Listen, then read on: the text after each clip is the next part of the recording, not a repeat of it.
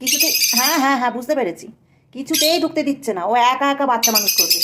হ্যাঁ হ্যাঁ হ্যাঁ, তোমার অভিযোগ আমি সব শুনতে পেয়েছি। কি করব বলো, তোমাকে যদি ঢুকতে না দেয়? তুমি যে পাখনার মধ্যে, পেছনে পাখনার মধ্যে সব ওই খড় আটকে রেখে দিয়েছে নিজে।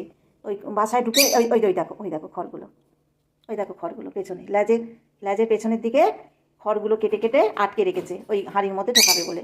কিন্তু গিন্নি ঢুকতে দিচ্ছেন না। হ্যাঁ, ও নিজে একা একা বাসা বানাবে, একা একা বাচ্চা মানুষ করবে, একা একা তা দেবে, ওকে ঢুকতেও দেবে না। আবার আমার কথা শুনছে।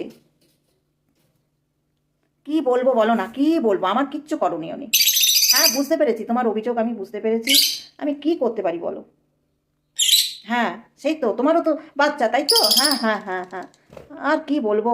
দেখো বন্ধুরা কি অভিযোগ করছে, মুখে ওদের ভাষা নেই, কিন্তু আমাকে বলে বুঝিয়ে দিচ্ছে যে আমাকে ঢুকতে দিচ্ছে না। আচ্ছা আচ্ছা আচ্ছা, বুঝতে পেরেছি।